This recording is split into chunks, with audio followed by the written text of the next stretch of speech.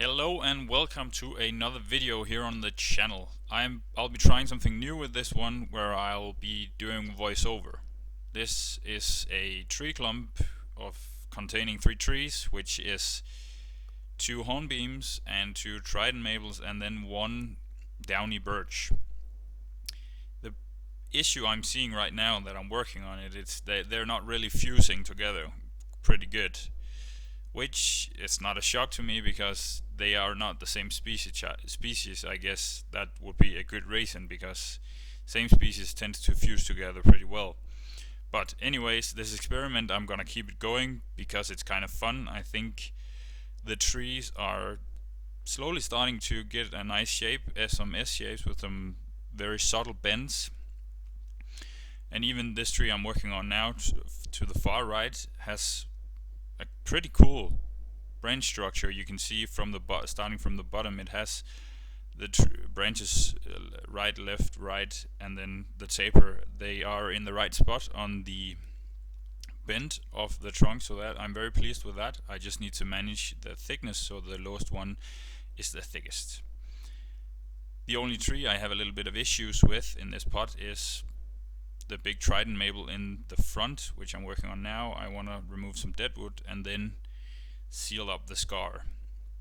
Also, this Trident maple is very straight, which is frustrating, and later in the video I'll apply some wire to give it a bend like the other trees, so it's synchronized with the other trees, so it looks cool.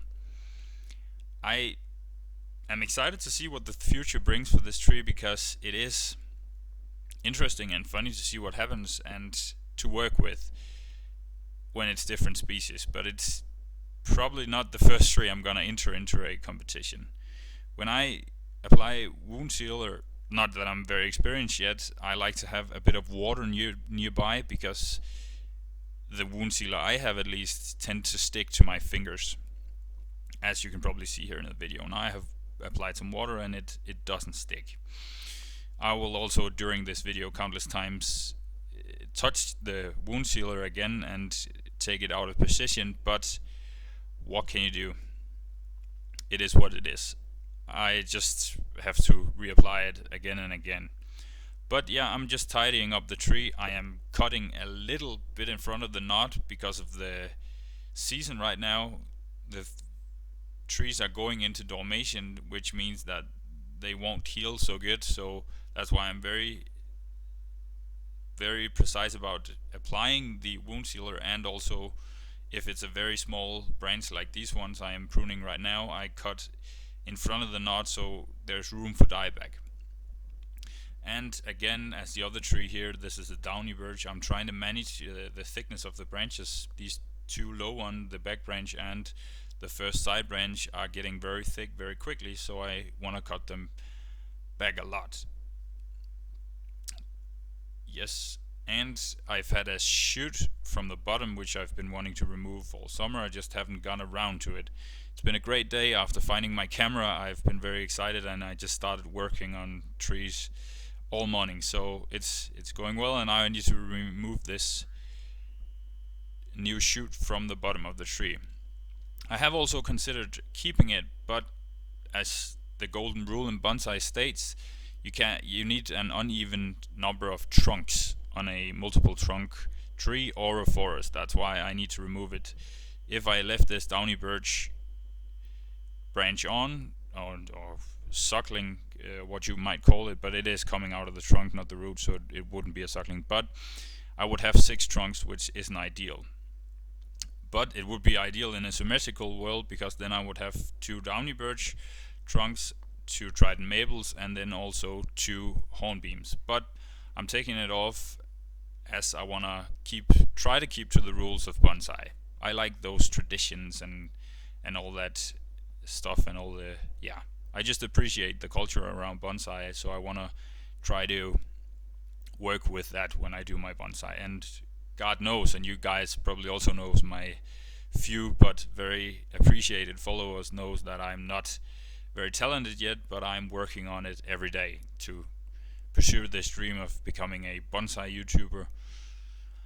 Yes. Next is me trying to seal these small wounds I've done. I'd also like to mention, while I sit here in front of the computer, that we are, I feel at least, very close to buying a house now and becoming more and more, falling more and more in love with the place we're looking at. We're buying it from our friends, which are taking care of our cat while we're back home in Denmark for vacation, Christmas and such. So, exciting times ahead. We're gonna renovate the place. There's some cool stables, and it's livable apart from the first one we looked upon. So yeah, very exciting. I'm gonna create a bonsai nursery. And sorry for the little distraction. And a bed and breakfast, of course. Sorry for the little distraction. I'll be coming back to the tree. Right now I'm also removing some foliage to manage the thickness of the trunk and to create ramification and interesting trunk. Again, you can see I have, if you look at the top of the Downy Birch here, I have a stump of deadwood which I'd like to remove to have a more soothing and pleasing trunk for the eye. So I'm removing, cutting as much off as I can without trying to not damage the alive part of the trunk.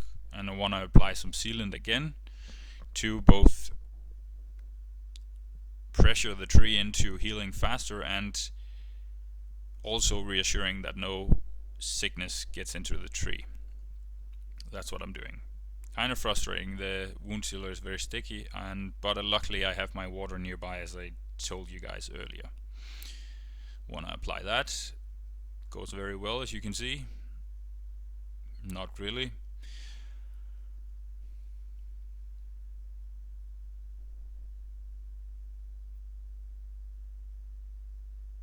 But I can not stress it enough. It's very important at this time of the season, when the trees are shutting down, seal up the wounds, because it's not growing season and spring, so there won't be much more power in the trunks to heal big scars like this one.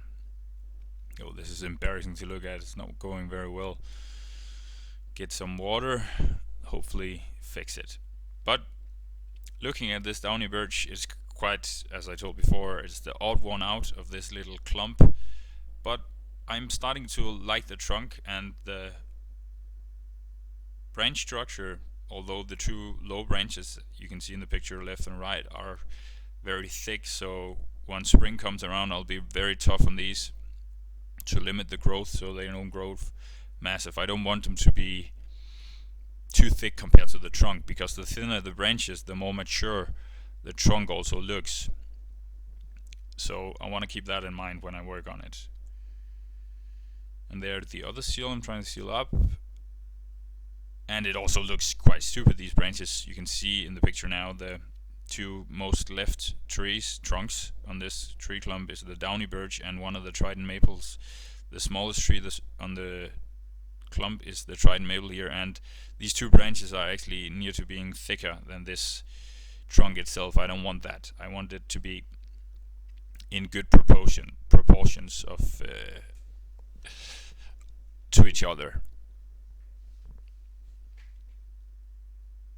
Just want to zoom out a bit here and then cut back the trunk so they're not this tall, and they have a cool point of starting again next year.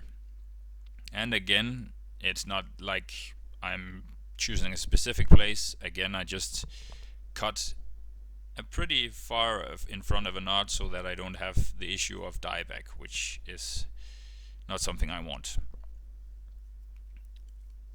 Like I'm doing here, it's always good while you're working on your trees to sometimes take a couple of seconds and go back and look at the tree to consider, am I doing the right thing? Could I do something differently to improve this tree? Which I like doing while working. And now you'll have the honor of listening to me speaking while doing that.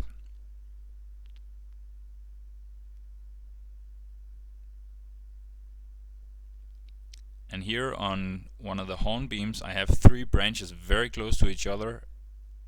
If I remember correctly, I'm gonna cut off the middle one so there's a little more room in between the trunks so they don't cut out the light, both the light from each other, and they can't be too close in my opinion to look good. And this tree in the middle, this is the tree in the middle of the 5 trees, doesn't have a lot of room to grow to the sides, so I want the branches to be very small, and I can't have 3, so now I have 1 on each side, and then I can work on further tapering later. I don't know if this little clump is gonna stay this size or if I'm gonna put it up to be bigger. This would still be considered, I think, to be a shohin size of bonsai, but as with many of my bonsai trees, I am still learning and figuring out what I'm gonna do, so I'm just gonna continue work for it and try to see what the tree clump here of different species, very unconventional, tells me to do with it. This is what I was talking about in the beginning of the video. This Trident maple, one of the 2 of the thickest trees in the group, has been annoying me because the trunk is very straight. I'm trying to fix that with applying some thick wire, which I'm really being careful with, always holding my fingers right behind where I'm wiring so that I don't damage the trunk or snap anything. And there we go.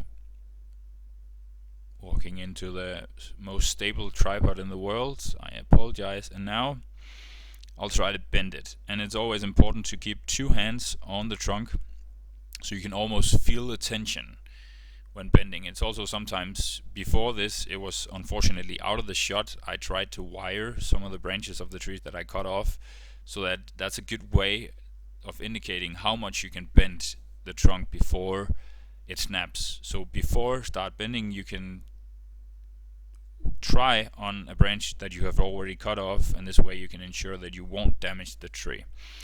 I appreciate you guys watching. I hope you enjoyed this video, this different video where I voice over and talk about the tree while I'm working on it. It also takes a lot of stress off my shoulder while I'm working. Not that it's stressful, I love doing this, but it's nice to just work without saying anything sometimes. So it's been fun trying this voiceover, and I hope you guys enjoy it. Thank you so much for watching. Have a great day.